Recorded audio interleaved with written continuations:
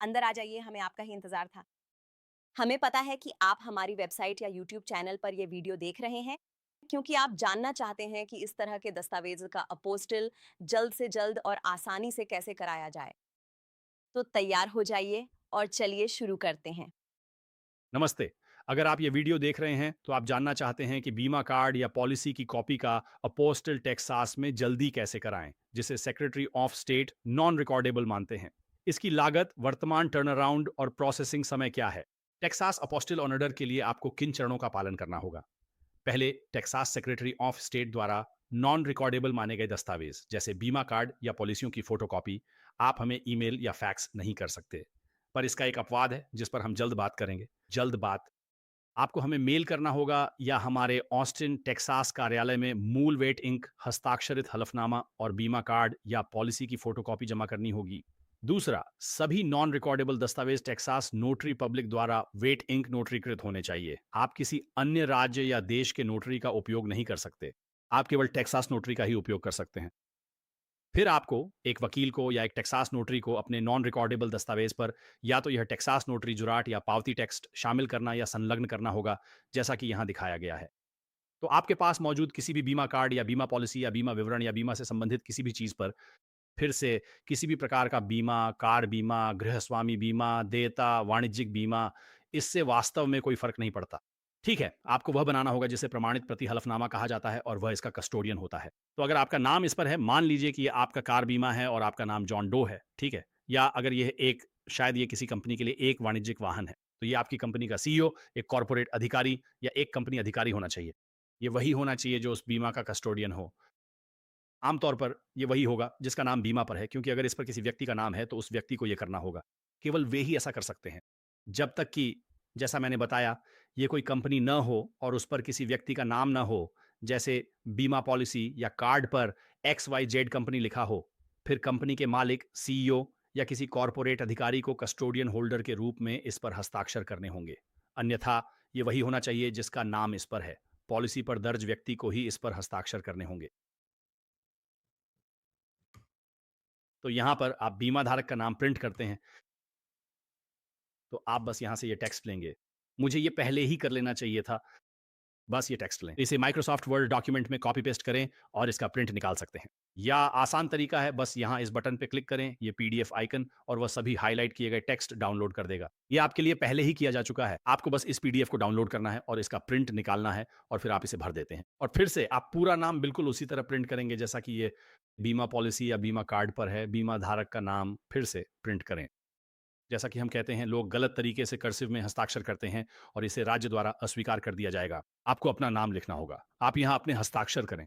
ये बीमा धारक के हस्ताक्षर हैं। तो जिस व्यक्ति का नाम यहाँ प्रिंट किया गया था, उसे नोटरी के सामने यहाँ अपने हस्ताक्षर करने होंगे।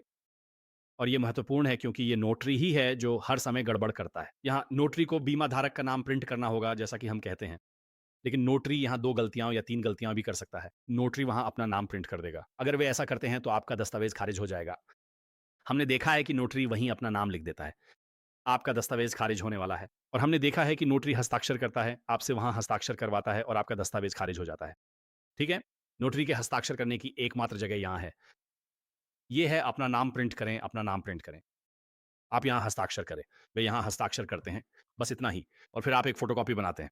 इससे कोई फ़र्क नहीं पड़ता कि ये ब्लैक एंड व्हाइट है या रंगीन। सुरक्षित रहने के लिए आप बस एक कलर कॉपी रखें, क्योंकि दुनिया का कोई भी देश इसे खारिज नहीं करेगा। और अधिकांश देशों में आपको रंगीन कॉपी करने की आवश्यकता नहीं होती है। आमतौर पर यह ब्लैक एंड व्हाइट होता है। वैसे तो सुरक्षा के लिए रंगीन कॉपी करना बेहतर होगा, पर टेक्सास के सेक्रेटरी ऑफ स्टेट को इससे कोई फ़र्क नहीं पड़ता। हमें कोई फ़र्क नहीं पड़ता।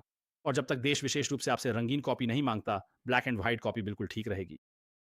आप टेक्सास ई नोटरी का भी उपयोग कर सकते हैं, जिसे ऑनलाइन नोटरी भी कहा जाता है। अगर आप टेक्सास या अमेरिका से बाहर हैं, तो जूम से वर्चुअल या रिमोट नोटरी का उपयोग करें। आप अपने डिजिटल नोटरीकृत दस्तावेज हमारे संपर्क पेज पर अपलोड करके भेज सकते हैं। इस तरह आपको हमें कभी भी कुछ भी मेल करने या ऑफिस आने की जरूरत नहीं पड़ेगी। और आप इस पेज से 3 अलग-अलग तरीकों से हमारे संपर्क करें पेज पर जा सकते हैं। आप यहाँ इस बटन पर क्लिक कर सकते हैं, या फिर आप यहाँ इस विकल्प पर क्लिक कर सकते हैं, या आप यहाँ नीचे क्लिक कर सकते हैं। हमारे Texas apostle on order form page पर, जिसे आप इस पेज के बिल्कुल नीचे ऑन ऑर्डर फॉर्म बटन पर क्लिक करके एक्सेस कर सकते हैं। आपको online Texas apostle on order form पूरा करना होगा, फिर इसे प्रिंट करें और फिर प्रीपेड रिटर्न फेडेक्स या यूपीएस शिपिंग लेबल के साथ हमें छोड़ दें या मेल करें, ताकि हम आपके सभी दस्तावेज आपको या दुनिया में जिसे भी आप चाहें वापस मेल कर सकें। फिर से, यदि आप इलेक्ट्रॉनिक मार्ग अपनाते हैं, यदि आप इलेक्ट्रॉनिक नोटरीकरण करना चुनते हैं, तो आपको हमें कुछ भी मेल करने या छोड़ने की आवश्यकता नहीं है।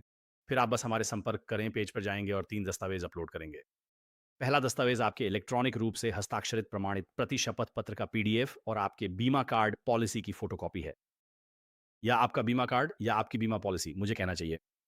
2 आपके prepaid return FedEx UPS shipping label का पीडीएफ है और 3 हमारे ऑर्डर फॉर्म पेज का पीडीएफ है। तो जब आप हमारे ऑर्डर फॉर्म पेज पर जाते हैं, तो इसे अपने प्रिंटर पर प्रिंट करने के बजाय, और ये हार्ड कॉपी की तरह प्रिंट होता है, इसके बजाय आप अपने कंप्यूटर/प्रिंटर विकल्पों पर जाने वाले हैं और आप अपने प्रिंटर विकल्पों पर ड्रॉप डाउन मेनू देखेंगे और ये आपके कंप्यूटर पर कहना चाहिए, ये कहेगा पीडीएफ के रूप में सहेजें। तो आप ऑन ऑर्डर फॉर्म पेज को पीडीएफ के रूप में सहेज सकते हैं। आप उस पीडीएफ को डाउनलोड करें और फिर आप उसे हमारे संपर्क करें पेज पर अपलोड करने वाले हैं। बस इतना ही। आपको हमें मेल करने या कहीं जाने की जरूरत नहीं है। आपको कहीं भी उड़कर जाने की जरूरत नहीं है और आप इसे दुनिया में कहीं से भी कर सकते हैं। यदि आप इलेक्ट्रॉनिक मार्ग अपनाते हैं तो ये इतना आसान है।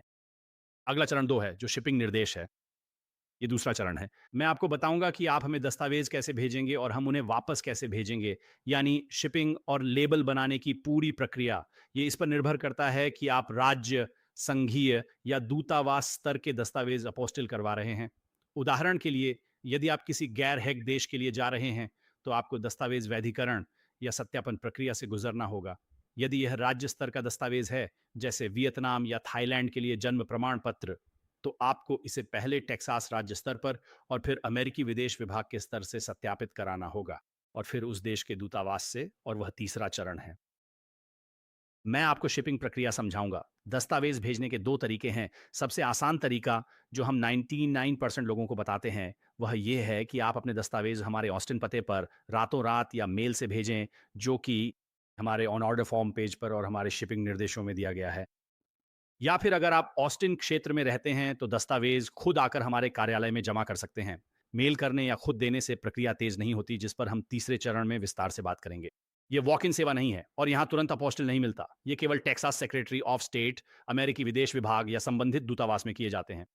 हम डीडसी ऑफिस और वहाँ के दूतावासों में वैधीकरण करते हैं, जहाँ दुनिया के 99% दूतावास हैं। मेरी सलाह है कि यदि आप हमें दस्तावेज मेल कर रहे हैं, तो डाकघर या यूनाइटेड स्टेट्स पोस्टल सर्विस का उपयोग न करें। वे अक्सर दस्तावेज खो देते हैं और हर साल अरबों डॉलर का नुकसान करते हैं। वे अक्षम और अविश्वसनीय हैं। उनका उपयोग न करें, हमें अपने दस्तावेज मेल न करें या हमसे उन्हें आपको वापस मेल न करवाएं। खराब ट्रैकिंग के कारण फेडेक्स ही लें। यूरोप या अमेरिका के लिए यूपीएस भी है। अब मुझे पता है कि उन देशों में डीएचएल काफ़ी बड़ा है। फेडेक्स हमारा सबसे भरोसेमंद विकल्प है। हम रोजाना हजारों दस्तावेज इनके जरिए दुनिया भर में भेजते हैं। सुरक्षित और समय पर डिलीवरी के लिए ये सबसे बेहतरीन है। और यदि आप अमेरिका में दस्तावेजों का उपयोग कर रहे हैं, तो वे अब तक के सबसे सस्ते हैं। और मैं आपको एक उदाहरण देता हूं। हम ऑस्टिन टेक्सास से अपने D.C कार्यालय में शिपिंग करते हैं। तो टेक्सास के बीच से देश के उस पार जितनी दूर आप जा सकते हैं, अटलांटिक महासागर से वाशिंगटन D.C तक, इसमें वास्तव में $10 और 95 सेंट का खर्च आता है हमारे D.C कार्यालय में 2 दिन के फेडेक्स से दस्तावेज भेजने में। यदि हम यूपीएस का उपयोग करते हैं उसी समय सीमा के लिए, तो यह $40 से अधिक है। यदि हम डाकघर का उपयोग करते हैं, तो यह $20 से अधिक है, लगभग $23। ये दोगुने से भी अधिक है। दस्तावेजों की तेज डिलीवरी के लिए फेडेक्स वन विकल्प यूपीएस और डाकघर से काफी सस्ता पड़ता है।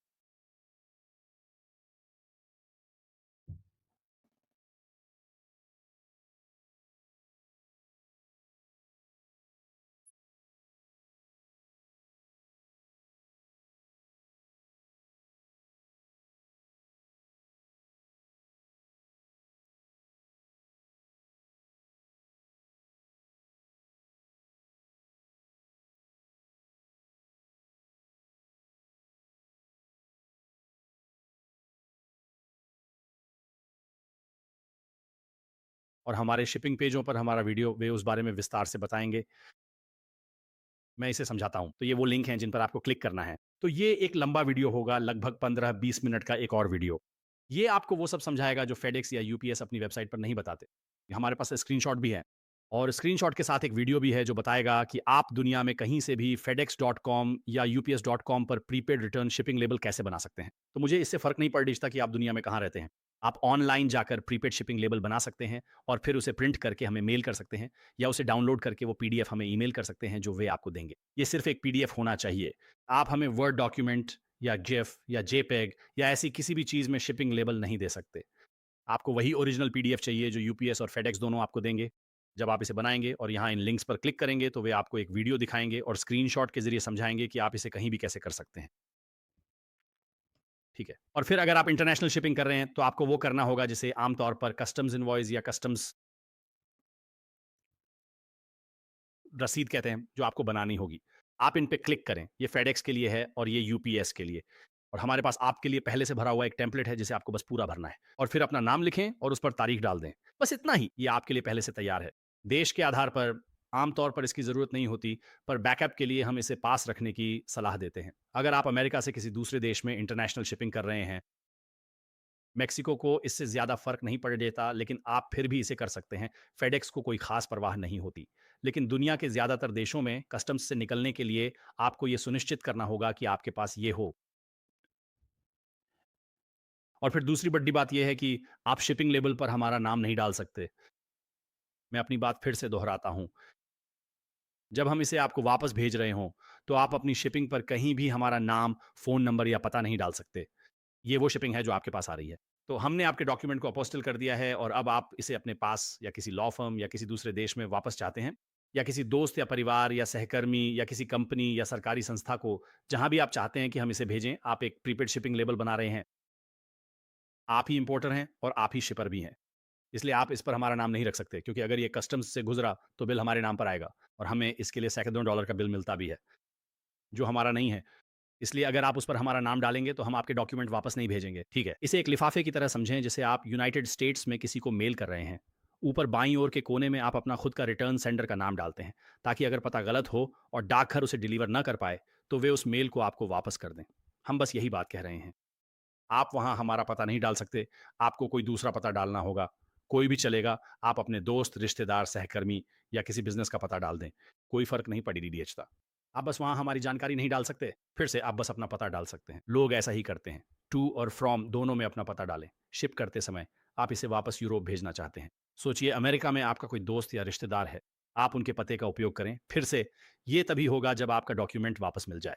इसे वापस भेजने के लिए उन्हें एक पते की ज़रूरत है, या कस्टम ड्यूटी ना चुकाने पर बिल भेजने के लिए भी उन्हें एक पते की आवश्यकता होगी। वैसे इससे फ़र्क नहीं पड़ता, पर आप हमारा पता इस्तेमाल नहीं कर सकते। ये बहुत सरल है। और फिर से इन दोनों में से यदि आप इस पे क्लिक करते हैं, तो ये पता चलेगा कि इसे कैसे करना है। जब आप इसे ऑनलाइन कर रहे हों और फेडेक्स या यूपीएस पे पहुंचें, तो वे पूछेंगे, आप जानते हैं कि इसे कहाँ से भेजा जा रहा है? आप बस वहाँ हमारा पता या फ़ोन नंबर नहीं डाल सकते। ये बहुत सरल है। लोग इसे हर दिन करते हैं। लोग कहेंगे ये मुमकिन नहीं, पर आप कर सकते हैं। बस तरीका सही नहीं है। हमारे निर्देशों को मानें। इसे ऑनलाइन करें। इसके लिए फेडेक्स या यूपीएस स्टोर में ना जाएँ, क्योंकि कई बार उन्हें पता नहीं होता कि वे किस बारे में बात कर रहे हैं। आप इसे ऑनलाइन कर सकते हैं। हम इसे हर दिन दुनिया के हर देश से करवाते हैं। आप हमारे पते का उपयोग किए बिना ऑनलाइन लेबल बना सकते हैं। क्योंकि फिर से आप ऑनलाइन लेबल बना रहे हैं और आप इसके लिए भुगतान कर रहे हैं। हम नहीं, हम बस इसे आपके लिए फेडेक्स या यूपीएस या डीएचएल पे छोड़ रहे हैं। तो आप हमारा पता नहीं डाल सकते, क्योंकि फिर तकनीकी रूप से फेडेक्स फेडेक्स या यूपीएस या डीएचएल की नज़र में हम आयातक बन जाते हैं। हम शिप करने वाले हैं। क्या आप देख रहे हैं? वह सारी ज़िम्मेदारी, कानूनी ज़िम्मेदारी हमारी कंपनी पर आती है। और हम नहीं, हमारी कानूनी नीति, हमारी कंपनी की नीति, हम ऐसा नहीं कर सकते। इसीलिए शिपिंग लेबल पर हमारा पता ना डालें। बहुत महत्वपूर्ण है। क्योंकि हम इसे 100% शिप नहीं करेंगे, हम इसे वापस नहीं भेजेंगे। आपको हमें नया शिपिंग लेबल देना होगा। अंतर्राष्ट्रीय ऑर्डर के लिए हमारा पता और फ़ोन नंबर वहाँ नहीं हो सकता। अगर ये विदेश जा रहा है, तो हम इसे वापस शिप नहीं करेंगे। तो बहुत महत्वपूर्ण है। समय कम होने और दस्तावेज़ों की ज़रूरत होने पर इसमें कुछ दिन लग सकते हैं, ताकि आप हमें नया लेबल दे सकें और हम आपसे संपर्क कर सकें। इसलिए कृपया इन निर्देशों का पालन करें और प्रीपेड शिपिंग लेबल पर अपना हमारा नाम या पता या फ़ोन नंबर न डालें। तो हाँ, शिपिंग के बारे में मूल रूप से यही है। यह फिर से बहुत सरल है। आप बस हमें दें, फिर से यदि आप हमें दस्तावेज़ देने जा रहे हैं, आप हमें ये दे सकते हैं। बस एक प्रीपेड लेबल दें और हम इन्हें वापस भेज देंगे। आप इन्हें मेल नहीं कर रहे, बस यहाँ छोड़ रहे हैं और चाहते हैं कि हम इन्हें वापस मेल कर दें। बहुत से लोग ऐसा भी करते हैं। तो आप ऑनलाइन जाकर शिपिंग लेबल बनाएँ। हमारे सेंटर पे दस्तावेज़ छोड़ दें, और फिर उसी दिन, अगले दिन या 2 दिन में, जैसा कि हम चरण 3 में देखते हैं कि सेक्रेटरी ऑफ स्टेट को उन्हें जारी करने में कितना समय लगता है, या संघीय सरकार या दूतावास, फिर हम इसे आपको वापस शिप कर देंगे। तो बस इतना ही। धन्यवाद। ये चरण 3 है। मैं हमारे पास मौजूद वर्तमान मूल्य निर्धारण के बारे में बताने जा रहा हूँ। और यदि आप हमें दस्तावेज़ प्रदान करने जा रहे हैं और हमारा टर्न अराउंड समय जो आज 30 नवंबर की तारीख वर्ष 2025 तक है, तो फिर ये कैसे, यदि आप हमें दस्तावेज़ देने जा रहे हैं, तो आपको जो करना होगा वो ये है कि आपको हमारे ऑर्डर फॉर्म को प्रिंट करना होगा जो आप ऑनलाइन करते हैं। जिस पर आप यहाँ नीचे क्लिक करेंगे, ठीक यहाँ इस पर क्लिक करके आप हमारे ऑर्डर फॉर्म पेज पे जाएँगे और यही वह है जिसे आप ऑनलाइन भरेंगे और फिर उसे प्रिंट करेंगे। और वहाँ एक और वीडियो है जिसमें हम देखेंगे कि ऑर्डर फॉर्म कैसे भरें और वो सब कुछ।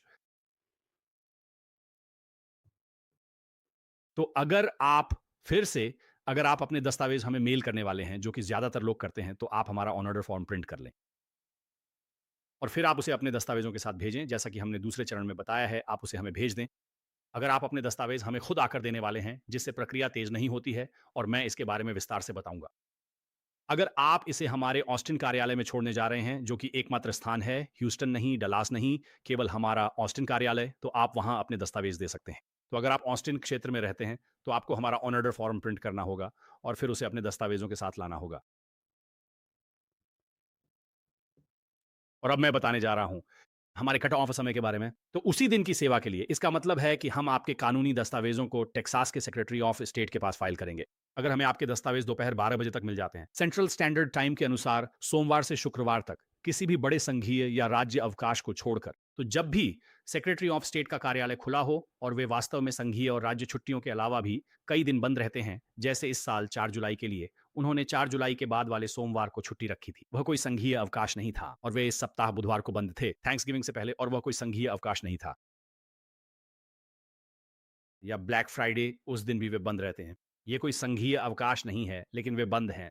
वे इस हफ्ते 3 दिन बंद हैं और क्रिसमस पर भी 3 दिन बंद रहेंगे। उन्होंने पहले ही बता दिया है क्रिसमस ईव के 1 दिन पहले से। तो क्रिसमस ईव का दिन, जो कि कोई संघीय अवकाश नहीं है, तो जब भी वे बंद होंगे, हम आपके दस्तावेज़ फाइल नहीं कर सकते। ये ध्यान रखें ताकि आपको समय सीमा का पता रहे। कोई भी कंपनी आपके दस्तावेज़ तब तक फाइल नहीं कर सकती जब तक सेक्रेटरी ऑफ स्टेट का कार्यालय खुला ना हो। मैं बस ये साफ करना चाहता हूँ। अगर हमें आपके दस्तावेज दोपहर 12 बजे सेंट्रल स्टैंडर्ड टाइम तक सोमवार से शुक्रवार के बीच मिलें, तो हम गारंटी देते हैं। अगर हमें वे 12 बजे तक मिल जाते हैं, तो हम उन्हें टेक्सास राज्य के पास फाइल कर देंगे। फिर उनके टर्न अराउंड समय के आधार पर वे बदलते रहते हैं।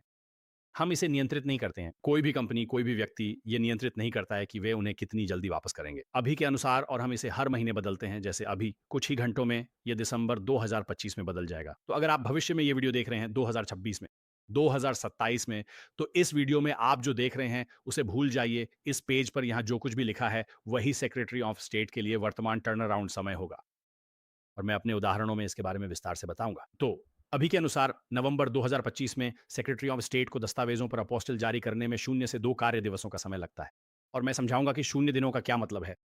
ठीक है, तो हम यहाँ कुछ स्थितियां देते हैं। तो अगर हमें आपके कागजात मेल द्वारा या दोपहर तक सेंट्रल टाइम के अनुसार मिल जाते हैं, तो हम आपके दस्तावेज फाइल कर देंगे।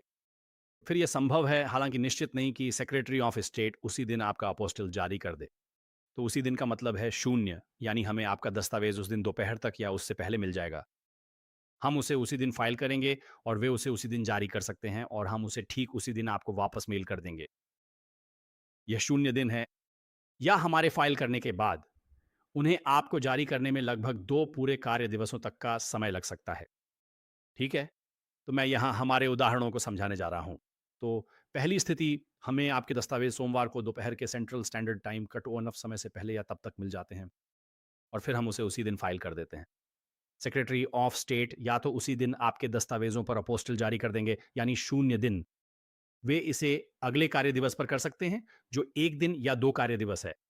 तो सबसे खराब स्थिति में आपको ये बुधवार तक वापस मेल कर दिया जाएगा। तो वह है। सबसे अच्छी स्थिति, अगर हमें आपका दस्तावेज 12 बजे तक मिल जाता है। ठीक है? दूसरा उदाहरण है, अगर हमें आपका दस्तावेज दोपहर के सेंट्रल टाइम के बाद मिलता है। तो अगर आप इसे हमें मेल करते हैं और हमें ये दोपहर 2-3 बजे यूपीएस या फेडेक्स या डीएचएल से मिलता है, या आप इसे हमारे ऑफिस में 2-3-4 बजकर 55 मिनट पर छोड़ते हैं, हमारे पास लोग ठीक 5 बजे से पहले आते हैं, उसी सोमवार को छोड़ते हैं, तो हम इसे केवल अगले दिन ही फाइल कर सकते हैं। हम इसे अगले कार्य दिवस पर फाइल करेंगे और फिर वे इसे उसी दिन जारी कर सकते हैं। वह 0 दिन है। वे इसे अगले कार्य दिवस 1 दिन या 2 कार्य दिवसों में जारी कर सकते हैं। तो सबसे खराब स्थिति में हम इसे ले सकते हैं और उस गुरुवार को आपको वापस मेल कर सकते हैं। तो फिर से दोनों स्थितियों में अगर हमें आपका दस्तावेज सोमवार को मिलता है, चाहे दोपहर से पहले या दोपहर के बाद, ये बुधवार या गुरुवार होगा। तो फिर से बिल्कुल खराब स्थिति में जब तक कि कोई ज़ोंबी सर्वनाश या ऑर्क विद्रोह या एलियन आक्रमण ना हो जाए, अगर आप इसे सोमवार को करते हैं तो ये आपको गुरुवार को वापस मेल कर दिया जाएगा। खराब स्थिति, अच्छी स्थिति, ये आपको सोमवार को वापस मेल किया जा सकता है। तो बस इसे समझाने के लिए। और मैं इस पर पर्याप्त जोर नहीं दे सकता।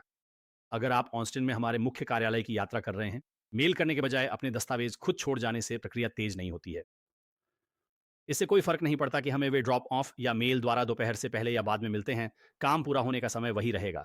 बहुत से लोग हमारी वेबसाइट नहीं पढ़ते, हमसे संपर्क नहीं करते और ये सोचकर आ जाते हैं कि यह उसी दिन हो जाएगा, और ये संभव नहीं है क्योंकि ये सेक्रेटरी ऑफ स्टेट का मामला है। ये उन पर निर्भर है। वे तय करेंगे कि वे इसे उसी दिन, अगले दिन या 2 दिनों में जारी करेंगे। तो कृपया, जब तक आप ऑस्टिन क्षेत्र में नहीं रहते, इससे प्रक्रिया तेज नहीं होती। बस अपने दस्तावेज हमें ओवरनाइट मेल कर दें, जैसा कि हम दूसरे चरण में बताते हैं कि इसे कैसे करना है। ठीक है? और फिर ये कीमतें आज की हैं, ये अगले साल 2026 या 2027 या 2028 में बदल सकती हैं, जब भी आप ये वीडियो देख रहे हों।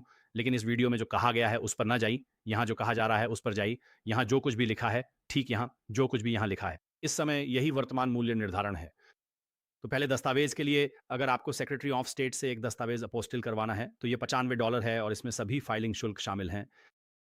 तो आप हमें चेक नहीं लिखते, या मनी ऑर्डर या कैशियर चेक, आप हमें स्टेट फाइलिंग शुल्क के लिए पैसे नहीं भेजते। और आप कागजी कार्रवाई नहीं करते हैं। आप हमें स्टेट फॉर्म नहीं भेजते। हमारे अपने फॉर्म हैं और हम फाइलिंग शुल्क का भुगतान करते हैं। तो ये सिर्फ $95 है, बस इतना ही। कोई टैक्स नहीं है, ये सिर्फ $95 फ्लैट है, बस इतना ही आपको देना है। अगर ये एक से ज़्यादा है तो छूट मिलेगी। ये आपके लिए एक छोटा चार्ट है। एक दस्तावेज के लिए 95 है। अगर 2 दस्तावेज अपोस्टिल करने हैं और ये एक ही समय पर है, तो ये 170, 3 के लिए 245 और इसी तरह आगे भी है। तो ये अभी की कीमतें चल रही हैं। हर अतिरिक्त दस्तावेज के लिए अलग से $75 का शुल्क लगेगा। तैयार होने पर बस इस बटन पर क्लिक करें और ये आपको टेक्सास एपोस्टल्स के ऑन ऑर्डर फॉर्म पर ले जाएगा। ध्यान दें, ये केवल टेक्सास के लिए है। अब ये संघीय मूल्य निर्धारण या कॉर्पोरेट मूल्य निर्धारण, कॉर्पोरेट दस्तावेजों के एपोस्टिल या दूतावास शुल्क के लिए टेक्सास कॉर्पोरेट मूल्य निर्धारण नहीं है। ये विशेष रूप से केवल टेक्सास के सेक्रेटरी ऑफ स्टेट और टेक्सास के दस्तावेजों के लिए है। तो वे दस्तावेज जो टेक्सास नोटरी द्वारा नोटरीकृत हैं, या वे दस्तावेज जो टेक्सास इकाई से जारी किए गए थे, आप जानते हैं, शहर, राज्य, काउंटी या राज्य सरकार, जैसे टेक्सास जन्म प्रमाण पत्र, मृत्यु प्रमाण पत्र, विवाह लाइसेंस, तलाक डिक्री, आपराधिक रिकॉर्ड जांच, ड्राइविंग लाइसेंस, और जब पावर ऑफ अटॉर्नी, ऐसी चीजें। तो ये तीसरा चरण है। धन्यवाद।